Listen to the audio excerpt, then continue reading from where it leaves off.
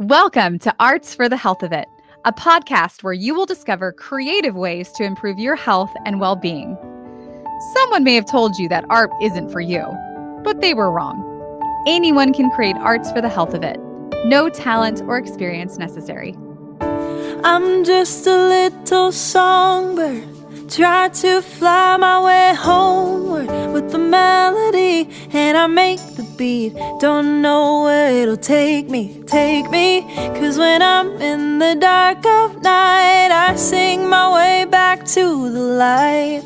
Come along with me and your heart will see that a song changes everything.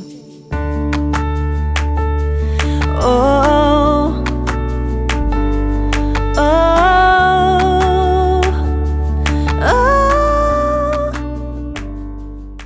I could have talked to Corry MacDonald, who was the guest today, I'd still be talking to her if I could. I know. I wish we didn't have a time limit. We could just keep talking. Well, we blew past our time limit on this one. We sure did. She's a transpersonal art therapist, which I didn't have a clue what that was before meeting her. Same.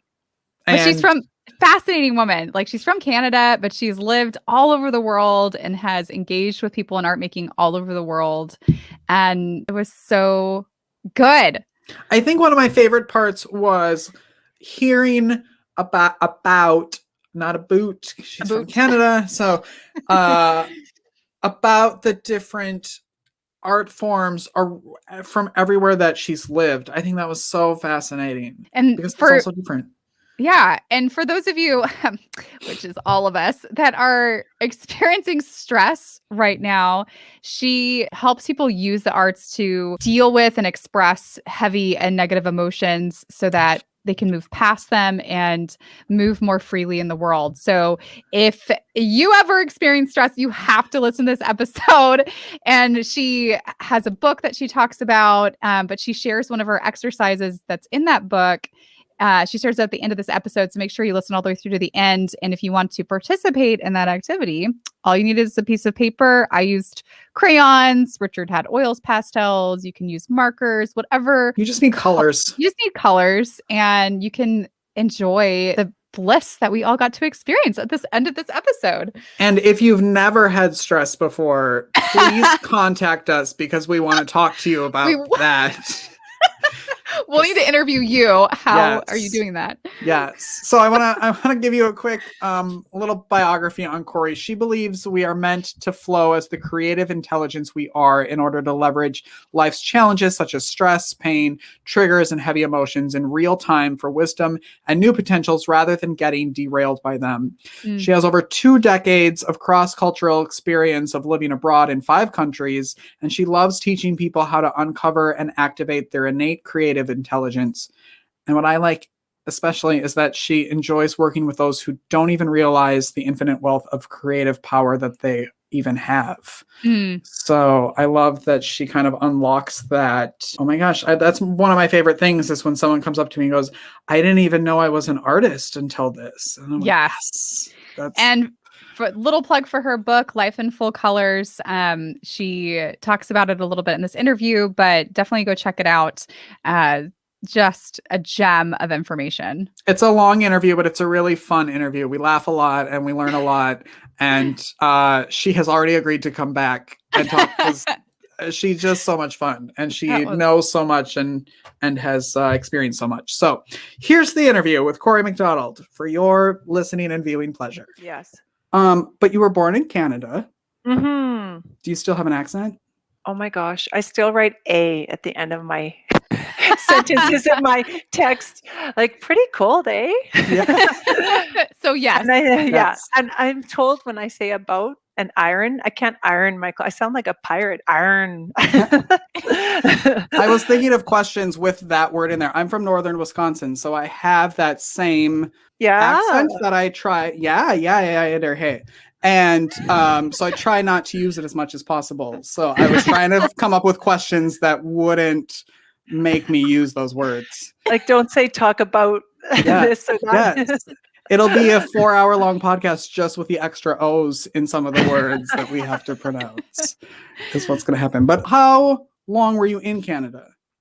Yeah. So I grew up Canada, and then my husband and I got married super young. Like now that my kids are getting older, going off to university, I'm like, no wonder my mom freaked out when we said we're going to get married. We were 23 when we got married, and then we just had this strong feeling to go and live somewhere, not just travel through somewhere. There was something, thank God it was in both of us. So we went together and stayed together. And we ended up in Japan because everybody was going to Japan at that time. And that was it, you guys. And we've been overseas for 25 years in 5 different Wow. countries. And yeah, and it's so funny because most of it's been in Asia. And I'm not a little lady. Like I'm 6'1". Oh my goodness. And James is 6'4". So it's hilarious that we ended up in these like Japan, Thailand, Singapore, like these cultures where people were really small, but we just found our way. And I can tell you, it's been quite a fun adventure. So to be in Belgium is quite special now, somewhere more Western that we get Christmas makes sense here again. And So Japan, Belgium, where else have you lived? yeah, we were in Dubai before Belgium. So it was Oh, Middle wow. East. Yeah. And where Singapore, Japan, we went back to Japan. So we started in Japan. Then we got ourselves thinking we'll go back to Canada because we had a baby. And we moved there out of guilt. Don't ever do anything out of guilt because we were just miserable. Here we went to be near the grandparents. And finally, even my father was like, you guys seem so depressed. Like he said, there's a job at a Canadian school in Singapore. How we pop around is my husband is in education. He's very creative with education. So there's international schools all around the globe for people who get sent to work overseas, but they want their child to be kind of in a system where there's a continuity.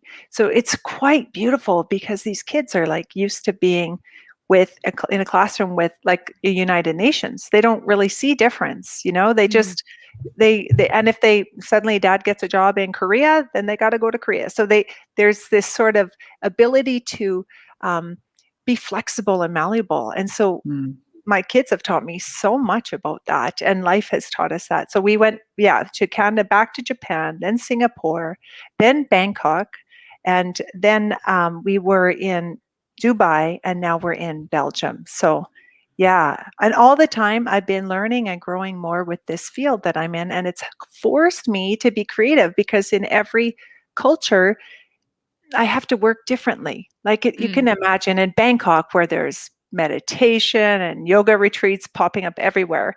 I had this bricks and mortar business. It was just like easy because everybody was so curious about transpersonal art therapy, taking a cosmic view of art therapy. So body, mind, spirit, universe. So there was we always start with a quietening in meditation, coming into connection with this deeper universal self, then flowing into that.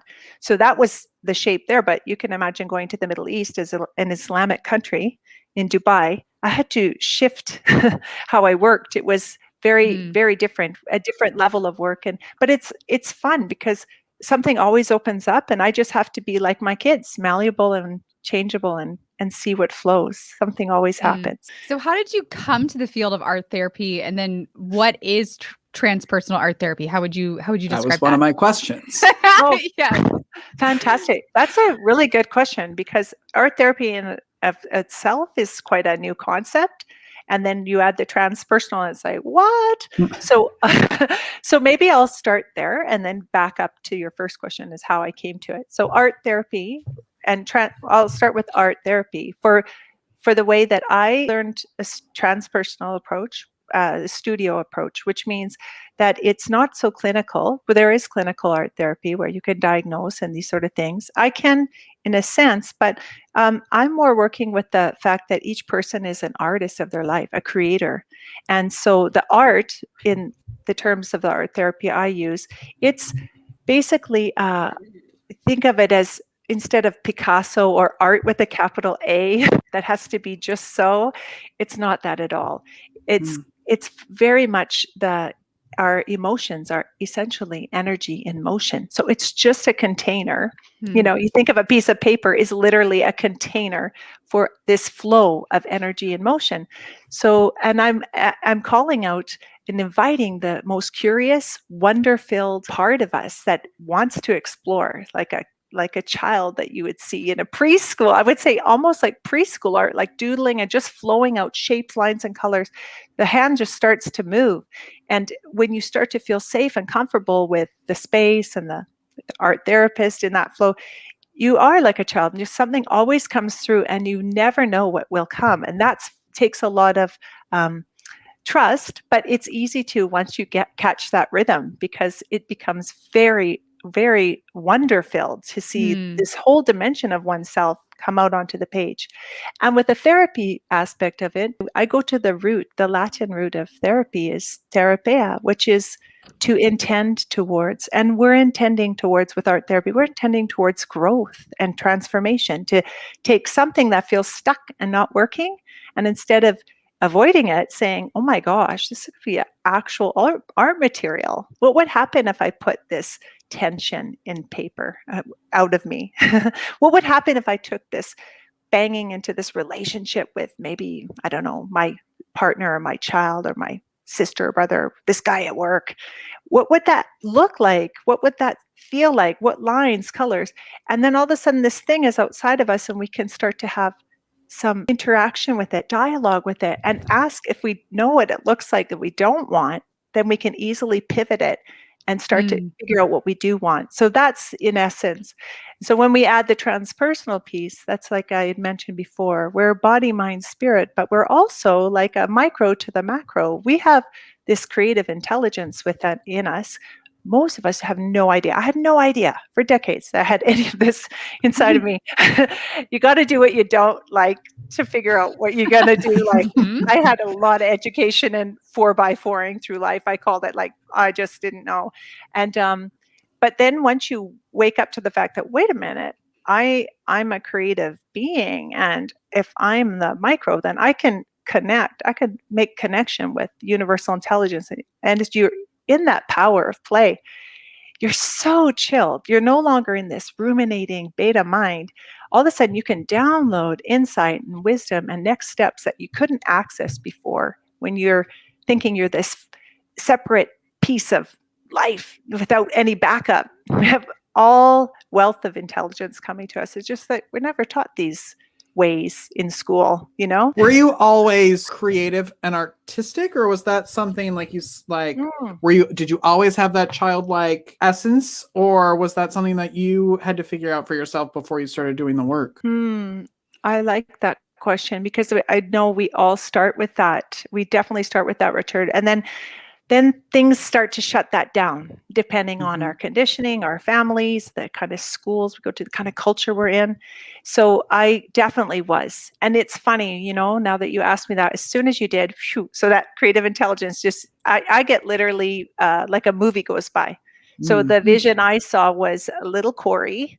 And that's little, because I was telling you guys I'm 6'1". So short and young. Short and young, little. I think I'm about in this one that shot through was probably about 5 years old. My dad was an engineer, and back then there was no computer, so we had these big machines that would make these big drawings, and then these maps, and they would be massive, like for a little kid. They were probably about my height now, but these massive pieces of 6-foot reams of paper, and he would never want to throw anything out, right? Good dad. He'd say, girls, flip these over, you can draw on these. And I would literally, honestly, I would get lost in worlds in there. I would be in my own world. Didn't realize it then, but I was doing the essence of what I had spoken to earlier, creating a safe space in which to start to flow my heavy trapped emotions in. And our family had its fair share of dysfunction and not knowing how to deal with heaviness or trapped emotions, as most families. I mean, we're just learning these tools now in this generation. So, you know, bless my upbringing, but you know, we just didn't have those tools. So I find it really interesting when I talk, not just my story, but many people, we find tools. I would play in snow worlds. I grew up in Canada, tons of snow. I would make my own home. I would make a really a home I felt really safe and cozy in. I would play for hours in that snow. I would not go in snow now. I would die. But so when you say that, Richard, I think I did have that. And I think though a lot of it shut down as I started to become I became really withdrawn in my life. I had anxiety. I spiraled into a series of depression. So I didn't have that. I didn't appear to have all that joy, but that flame is always there. It just gets covered up by stuff. And then little times would peek out. Like I did end up in art school because I was one of these people who was kind of good at everything and just didn't love anything. And I was told by I took this art elective in university first year, and my teacher said, you should really try for art school. You're really natural at it. And I said, you're almost failing me. Like, I was ironic. Like, kind of, yeah. And he said, I'm pushing you. And he was this kind of teacher. So in the end, I worked with him and I did get into art school. And that's when I started to learn about art therapy, you guys, because I could do the art side of it. I could learn all that about balance and tension, and in critiques we were supposed to talk about these things, but all my heart wanted to say was, oh my gosh, Sonia, I can see that you're totally working out that stuff you're going through with your boyfriend. Like I could just see, and I could start to see people's emotions and feel into the art. And a couple profs pulled me aside and said, you're going to graduate just fine, but you should really think about art therapy. That was the beginning of me starting to pick my way towards it. Yeah. And you mentioned that there was kind of that flame was always there, but there was this covering that you kind of had to go through uncovering. And was there an impetus for that process for you? That may be too personal of a question, but I know that journey of uncovering or taking off the armor and those layers of protection. I know for a lot of people that I know, there's sometimes an inciting incident for what drives that. Oh my gosh, I love that question. There definitely was. I think it's like you say, that there's certain things that happen, certain events that there's a realization that it doesn't have to be this way. And I think for me, it was moving to Japan and recognizing, this was the second time we were there, and becoming a parent and recognizing, oh my gosh, now because in hindsight, it's funny, I didn't realize that move to overseas that my husband and I made. I realized that because I didn't have the tools to deal with stuff, part of it was a running away from. I was trying to create something new without the recognition that unless you heal those things, unless you hold those things, unless you love those things and ask them, what are you trying to teach me? They won't pivot and change. You can't alchemize or create something new unless you own it. I just ran. I just ran to Japan, but not knowing that, right? But see how the universe is so beautiful. So there's got to be a breakdown to proceed a breakthrough. So I was breaking down, and really, really strongly after the one child, then two, then three. And and then there was this afternoon, and I can remember it vividly, laying back on it was this rust-colored sofa. I can still see it. 3 kids playing like on the floor. There's blocks. There's just chaos, like as kids, Play-Doh everywhere. And I was laying there, you guys, and I was thinking, this should be such a joyful thing. Like I have 3 beautiful kids, and I live in Japan in a home, and I have a husband who loves me and friends. And I was like wood. I was dead. I was dead inside. And I was so scared because I knew that I was just repeating. Like when I heard how I was bursting out at my kids, like unhealed stuff, I knew I was just repeating a pattern, and it terrified me. And I remember knowing very full well that, oh my God, I have no tools. And my only solution, I was listening to the news. And at that point, I could understand a lot of Japanese. We'd lived there long enough, recognizing that there was a story of women who were mothers. Amazingly, look what you attract when you're in a low place. Mothers driving down this ocean road and driving right off the road with children who were mothers who had postnatal depression. Oh, wow. Okay, so I'm watching this and I'm thinking, terror. My heart is just like beating. Like I could feel it off my chest and the terror. And I remember dialing. I have 3 sisters, knowing which one to dial and just dialing her and saying, I am so scared right now because I'm actually entertaining this. Like, this is how low I am. I didn't realize how low I was. You know, when you're isolated and when you're in depression, you're so alone. And even though the world is, you know, I'd put on a mask and I'd get those kids to school and I could do that, but it was so exhausting. By the time I got home, I would just lay on that rust-colored sofa and just, so when I called her and she just said, you need to go, you need support now. That was such a gift. And guess where I ended up? With a music therapist. I didn't know. She was the only English-speaking woman therapist. See, again, like amazing when you look back and you think, you know, all these pieces that align. And she told me, Corry, you're so busy telling the same story the same way outwardly, looking outwardly, you're going to have the same result. She said, you have a baby. You have a baby and over the bed, is there a mobile? And I said, yeah, there's a mobile. She said, it's like this. It's just like the mobile over Nikki's bed. When you go to say goodnight, you don't have to shake the whole mobile. You just go in there and you tap the mobile. One piece, don't you? And I said, yeah, one piece. And she said, it's the same. You think right now you've got to fix this and you got to be this and you got to do this and you got to fix that. And you're yada, yada, yada, your story, you're telling it snowballing. But actually, all you got to do is tap one piece, and that's you really well.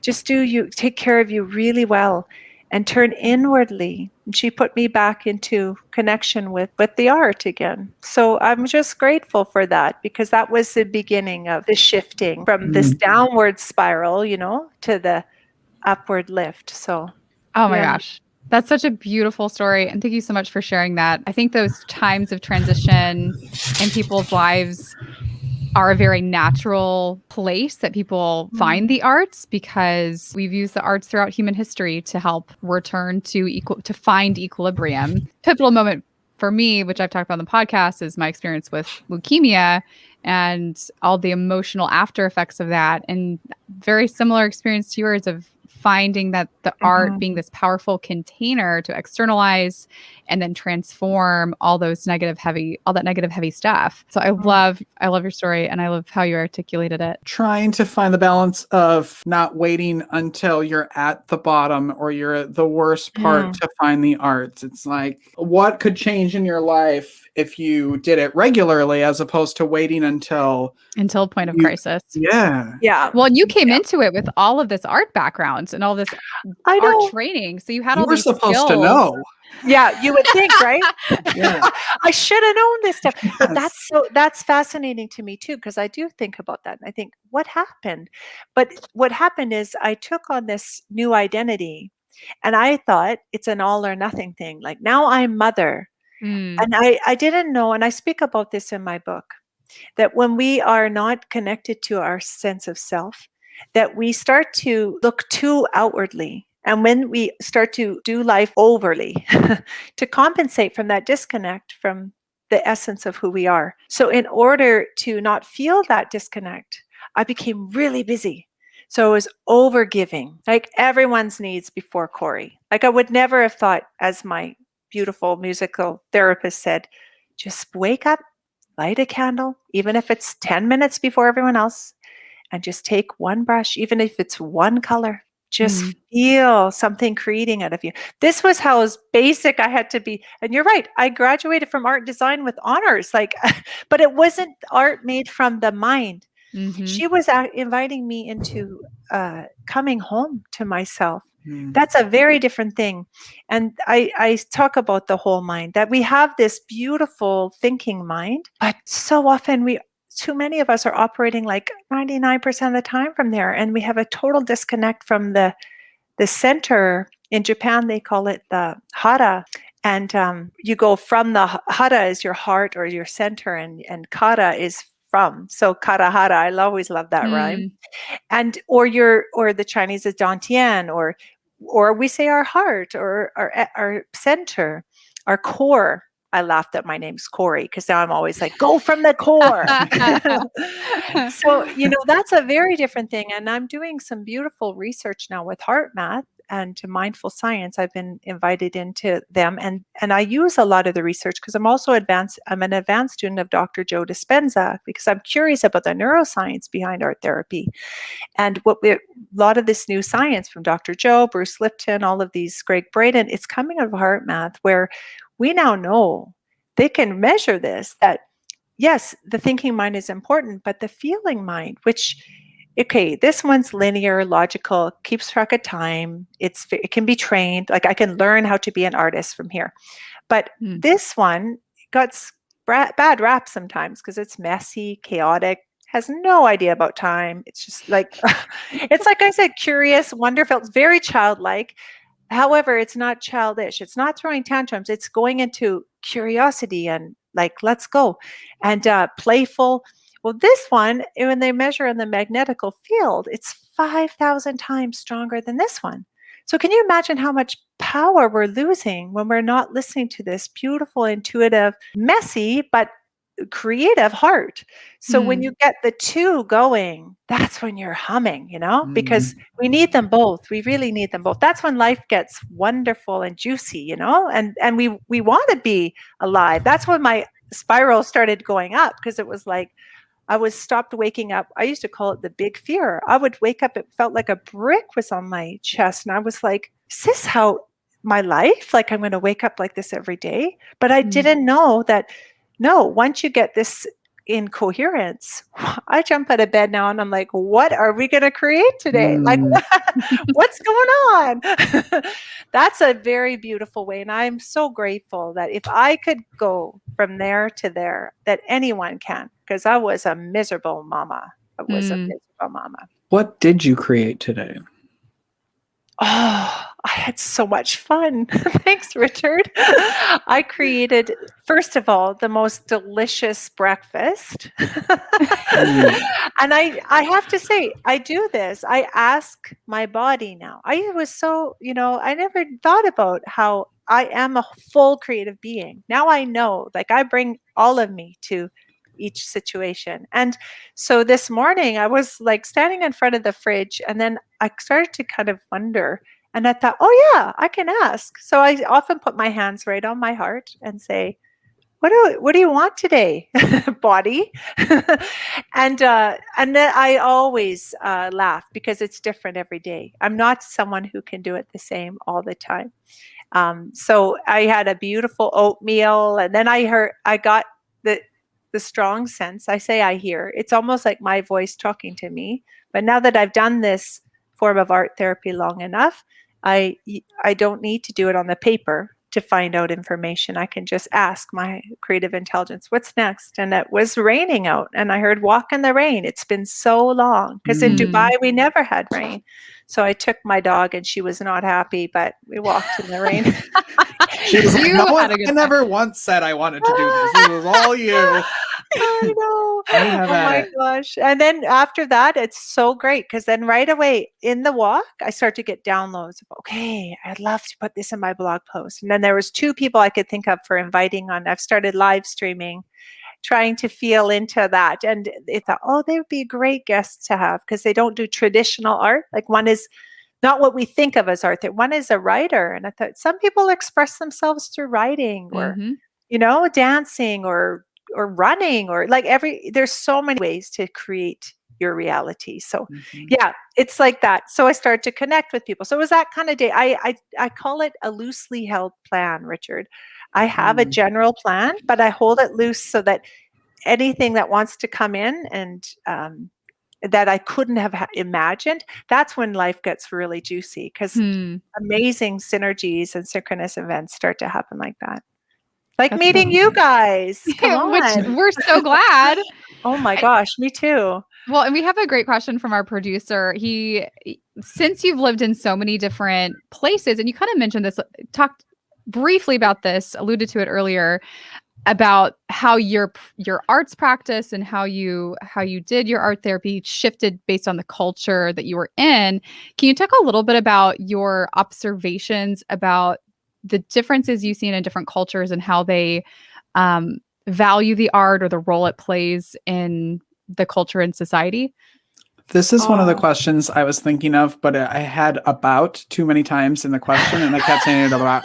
And so I was like, how do I rephrase that question so I don't have to say about? Well, you're welcome. So thank you, Ivan, for putting it in a better question form than I had. Oh, again, I want to steal Ivan for my life. Yes. Ivan helped me write my next book with Noah Boots. Noah Boots in there. No boots That's about it. no boots That's gonna be about the it. question for the book title. Oh my gosh, but this is really a brilliant question because I learned a lot about this when I popped from country to country.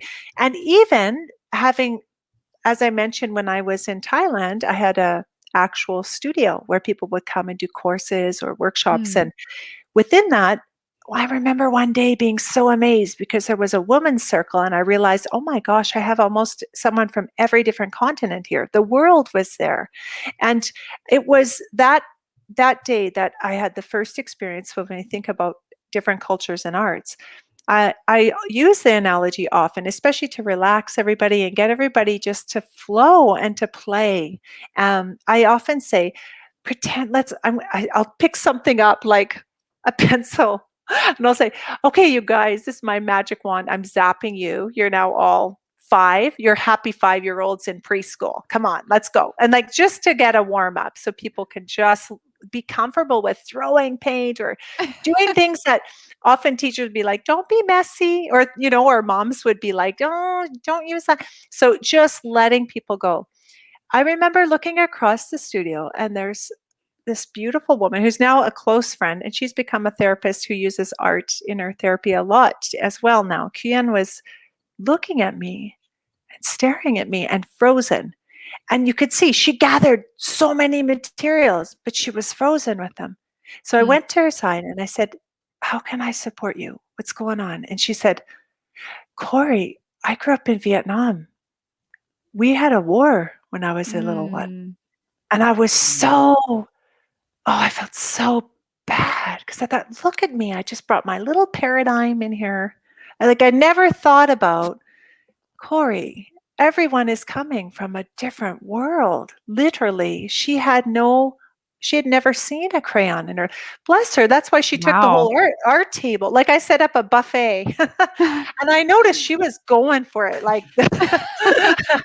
and we giggle now, and she said, yeah, I wanted to try it all. But then I stopped in my tracks because maybe the only playful thing I could do was draw in mud with sticks because we would still, that's what was so beautiful though, as we got to Mm. know each other and I got to hear more of her childhood and her story. I said, look at that. You had the inclination to create something still in the midst of Mm. that hell and that challenge, and she said, yeah, isn't it amazing that spark that we were talking about, that little light, that creative intelligence is in there, no matter. And then, I've been in places like Bali where, everybody's an artist in Bali, right? So Mm. it's so amazing. Like the whole mindset is we're all artists, like we're all creating our life. Whereas like I mentioned, when I moved to Dubai, I found I had to do a lot more front loading with people to really believe that, no, you are a creator.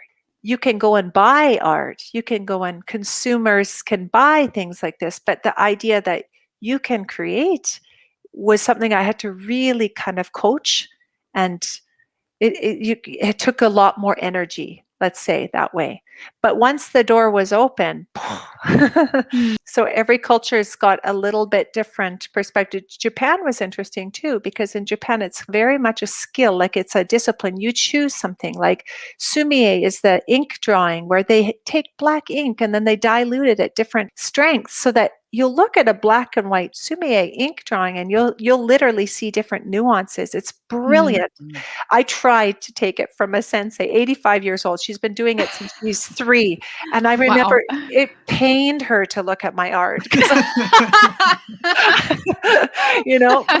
I learned so much then. I realized that's why I felt like in my workshops in Japan, the women, they were dying to come and express themselves. But in Japan, it's a communal society. Us in Canada and US, where it's individualistic. You're meant to be yourself and express yourself. And it's not like that in Asia. You need harmony. It's called Choa, because you're living. Look at Japan. We were living so tight. My mom said my body language shrunk in Japan because you have to sit like this on the train to fit. And our house, the doorways were low. So Mom said, whenever you come back home, you're like a goose, like you're going to. But there's a containing. So you don't just splat out your expression. So there was like a process. I would say, okay, let's do a brain dump and just dump our stress out on a page. But how about we use, I'd offer like 3 colors. I'd say you can use da. That would help, because then I would contain it a little bit. Otherwise it was too open then over time, as the comfort level increase of that self-expression, it was amazing. So you have to be sensitive to everybody's culture. It's really taught me to listen and to really watch before I make an assumption that it's going to go my way. Never my way. It's who I'm serving, right? Oh my gosh. I just feel like I could talk to you for days. I'm just going to have to buy your book, which is called Life in Full Colors. Is that correct? Yes, it is. Oh, and you know what, you guys, against this stark background, finally some color. Now it pops. If you had a colorful background, it would not have popped. Do you know, Richard, you're right. I'm envying your background, but you're right. It would compete with my book. Exactly.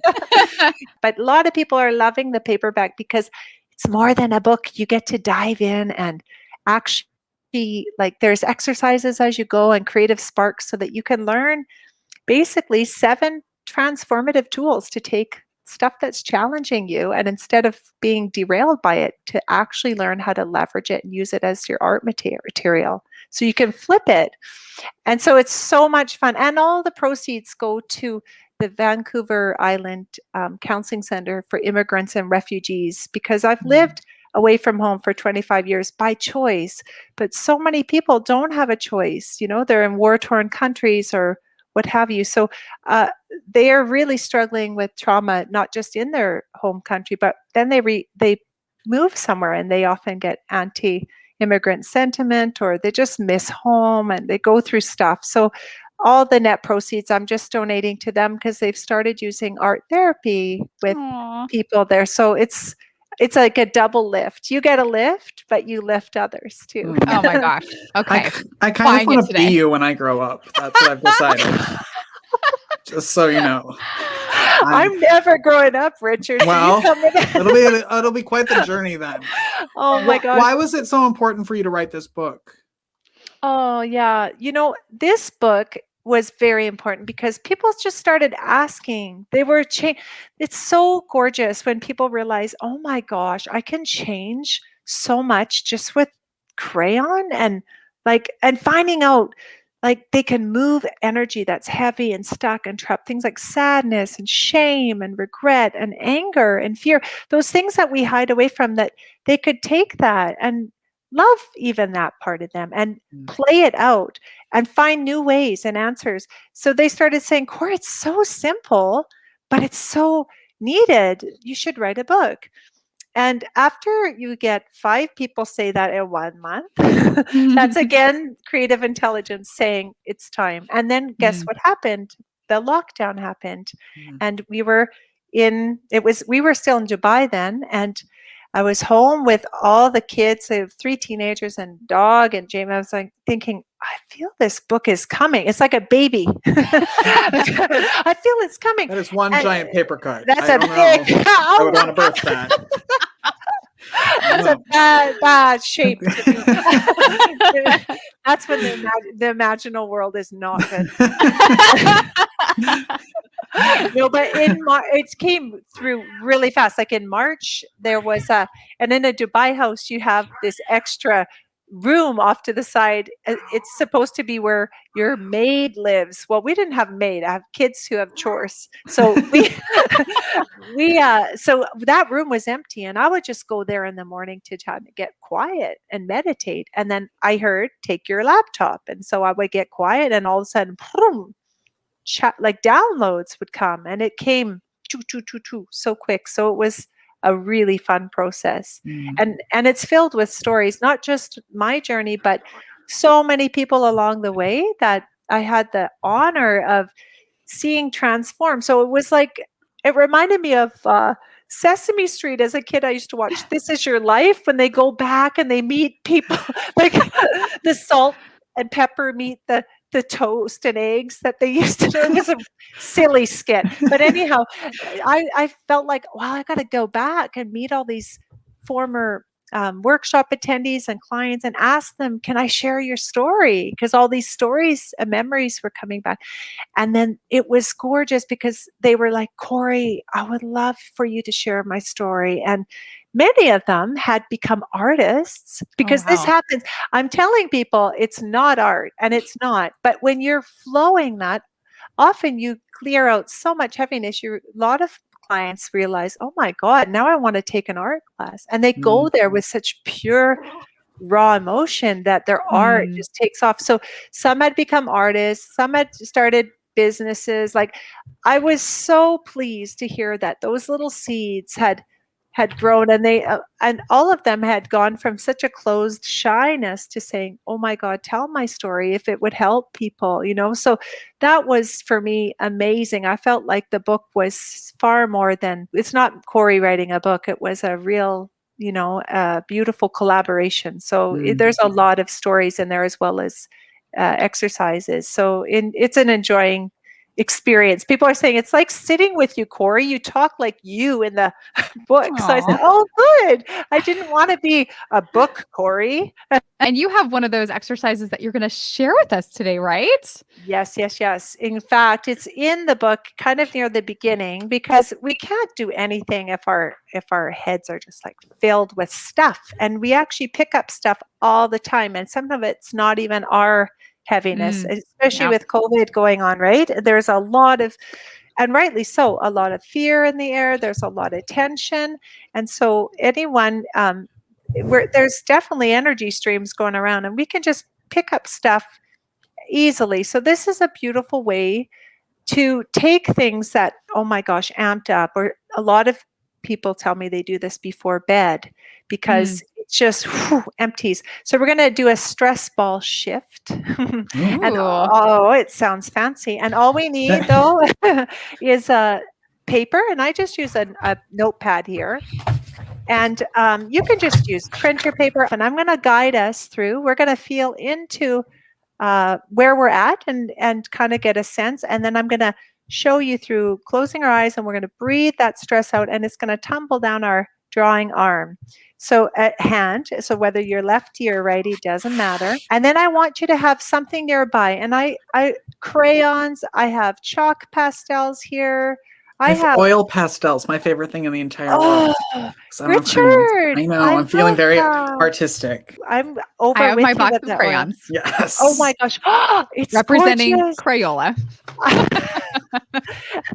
And I think I'm Faber-Castell, but I honestly, if you got markers, whatever you want, whatever floats your boat, and then we're gonna just have all of that around you, but splay it out. Like, even if you want to dump a few out, because again, I'm inviting that messy, playful child to play. So I don't want you to feel like it's got to be all nice and tidy, because what's going to happen is after we quiet in and we're going to feel all that stress come out, and it's going to tumble at our hand. And then I'm going to ask you to be like, remember when you're a little kid and maybe your auntie or someone, like my grandpa used to take us to the candy store against my mother's will. She was a health food freak.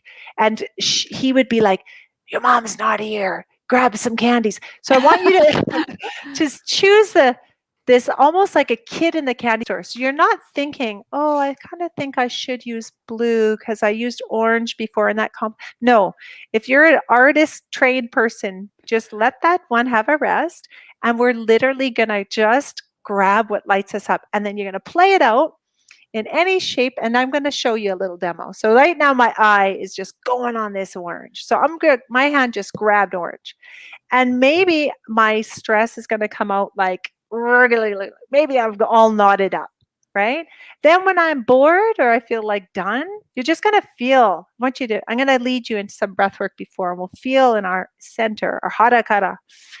I'm done with that orange. You just drop it And then where's your eye? Grab it. Okay, my eye just went to blue. And it's literally like that. And then some people, their stress comes out. Maybe it's like you feel it's really sharp, jagged. Who knows? You don't even know. Maybe it's hazy. Maybe you just got stuff on your mind. You don't even know. It's not defined. Mm. It's just going to come out. And then what's going to happen is you're going to kind of forget that you're doing a stress ball shift, and you're just going to start playing with more colors, and different things will start to come in. And as you do, I'll kind of mention to you that, and I'll guide you a little bit, but let you know that you're going to start to notice that, you know what, I'm a person who likes curvy lines, or I'm a person who really likes linear things. And you just play the way that feels good, whatever lights you up. Because actually, this is good medicine, because what we choose in here, we bridge into our life. And then we start to learn to listen to this more, and like trust our intuitively, like, this feels good, I should go in this direction. Ooh, that feels good, I should talk to that person, they might have some information for me. This doesn't feel like the good place to sit in this restaurant, I'm going to sit here. I've done that, and I've literally met people like on planes or in restaurants that have been big helpers. As Joseph Campbell says, certain helpers will appear for your journey, the hero The and hero's heroine journey. journey. Yeah. Yeah. And that's when those helpers appears, when you're moving with that 5,000 times stronger magnetical field. They're all out there, but we need to connect. So this is like a brain dump, but it's the bonus, because you learn how to just do what lights you up. Okay, are you guys ready? I'm Yes, I already so have my excited. color, and I just want to start. So Okay. But we have I'm to very read excited. first. Corey. Okay, so get yourself sitting like you guys are, and just put your hands to receive on your lap or on your paper. I usually connect with my paper. And if you feel comfortable, close your eyes. And if you feel better, just half park your eyes. I say, like you park in your park lights, and just start to let yourself unwind. So I want to invite you to just take a deep breath in. Maybe even 5 seconds. Let's deep breathe, and then let it out. Ooh, with a sigh. Let's do another few breaths like that. So let's breathe in really slow. And now, as you let it out with a sigh, I want you to just envision all the stress that's around you, in and through you, starting to form like a snowball on the top of your head. So as you push it out, see it all start to gather above your head. Now breathe deep again. Beautiful. You'll start to feel good. Now just keep going like that in your own timing and rhythm. And I'm going to talk to you as you're breathing in deeply. Now that beautiful ball above your head is just like a magnet now. It's attracting all the stuff that's just whirling around your busy mind, whether it's your grocery list or that nagging thing you got to do, or maybe it's something you've been crunching on for a while, or just stress. Maybe it's even stuff that just feels tight in your body. Exhale it. When you exhale it into that stress ball, and see it above your head now, starting to form a beautiful light. And it's starting to melt. And it's melting right through you, and it's sliding down your drawing arm. And as you breathe it out, feel it move and tumble right through your hand, as like a little activator to tell your hand, now I'm ready. Grab the color that feels good, open your eyes, and start to dump me out on the page. Go. You will find your hand will just go. Let it go. There is no need to think. It's going to play, and it might surprise you. Mind will really try to analyze now. Oh, wow, why'd you use rah, rah? Just tell mind, you can relax. I'm in my heart, and I'm just letting this stuff flow out. I'll talk to you later. When you're bored, remember, just drop it. Like a kid in a candy store, choose another candy.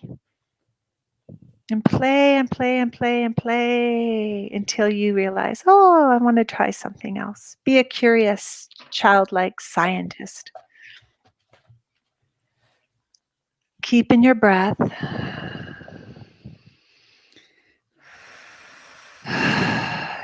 Beautiful. With every exhalation, literally see all that stuff that you were carrying, emptying out beautifully on your page. Stay playful with it. Be easy on yourself. Notice what lights you up and do more of that. Feel all of that stress shifting out of your body through your breath. Know that, trust that it's being contained, it's being caught. You don't have to do anything, but just let it go, let it flow. If something starts to emerge and you think, oh, that looks like this and that, that's fine. Just notice it, but don't feel you have to make something. Just see what your hand wants to do. It maybe wants to make something, and maybe not. Just let it play however it wants to go. We're going to take a few more minutes, though we could probably do this forever. And as you do, just kind of ask your body, where do you want to play now? Like, let your eyes scan on your page and just use it as a chance to be directed by your creative intelligence and ask, what do you want to do for one final playful move here? Where do you want to go? What do you need to say? And let it express itself in its own beautiful, unique way. And once you complete that final one, slowly come back to the space. We call it otherworlding. We go in the other world when we make art this way. So start to wiggle your fingers and toes and put your hands on your paper. Make contact with it and come back to the space when you feel ready. How was that? How are you feeling? Oh my gosh, I'm like tearing up. Oh. I think is Stanzi frozen for anybody else but me? Can you still hear me? We can hear you. I thought the entire time, is she gonna open her eyes? Like, why is she not doing this? She's really into the meditation part. And I was like, all right, well, I'm not gonna stop her. Danza, you look so peaceful. Richard, how are you feeling, my love? I loved that. It was like when I was a kid, my mom let me take all of our extra paint and she let me paint my entire bedroom. And I just took rollers and I just rolled colors all over my bedroom. And my entire room was like this huge circus. I loved that room. Like, I love color and I love like just random like paint splatters. So this was when Stanzi, well, I'll show my, can we show ours? Please show me. I would love Not that this to is see. not exciting, but that's what I came up with. Oh, I have. I don't know which way to go. Yeah, anyway, it can go anyway. Oh my gosh. Amazing.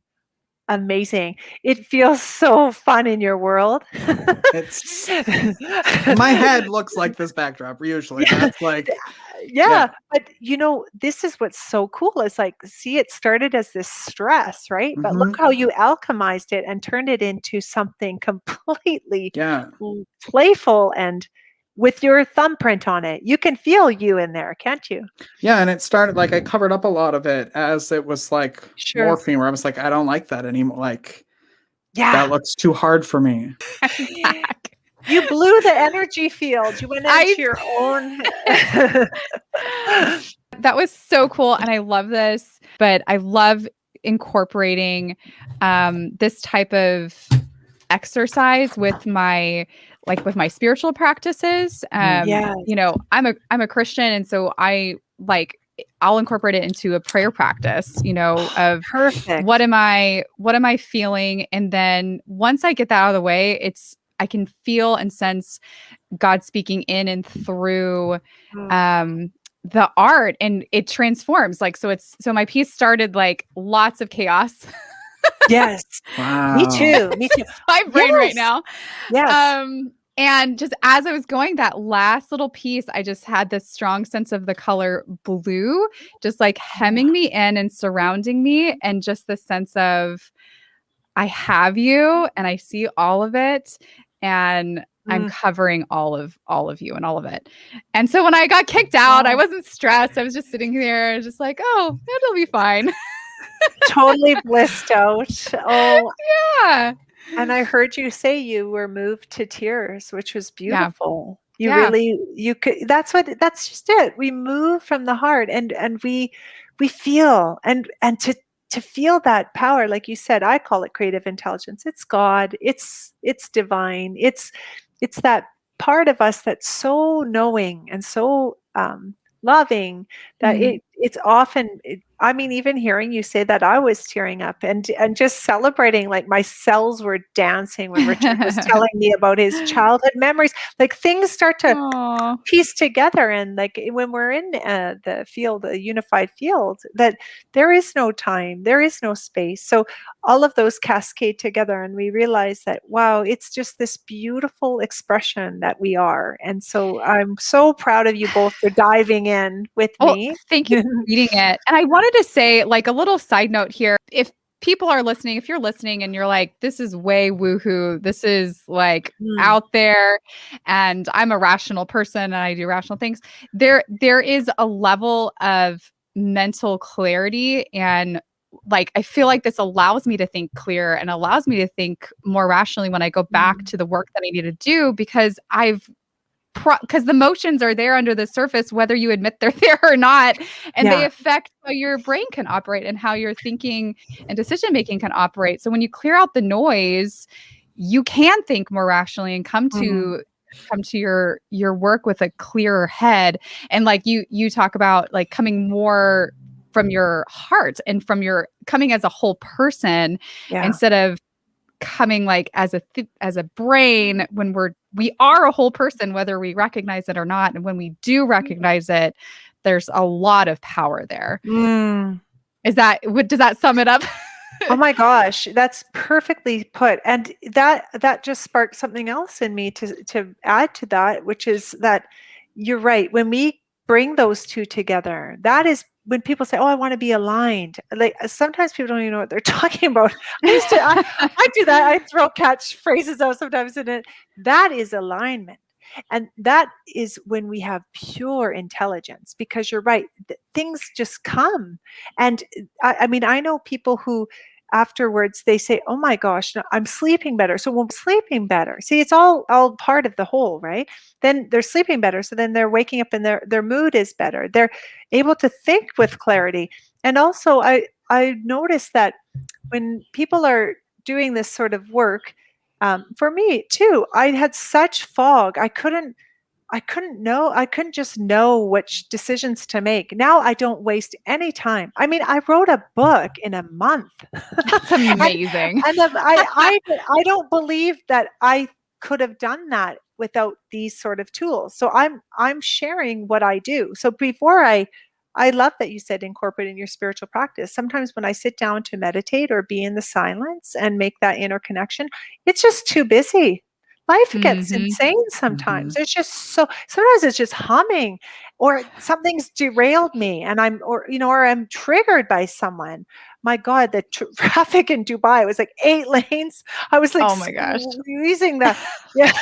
And you just drive everywhere there. You can't ride a bike. It's not that kind of place. So it was like literally I would have to take the traffic off of me. So just a quick, and then what happens, you guys, is you start to learn how to move this out of, you don't even need to pull out a crayon. You start to do it, and that's called energetically.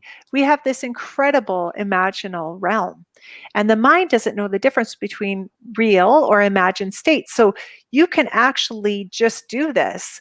Like Hmm. I've done this where I am driving and someone cuts me off and I'm so scared and jarred. Now we're in a new country. I'm learning there's new ways of driving. There's new roads, and turnoffs don't look like turnoffs here.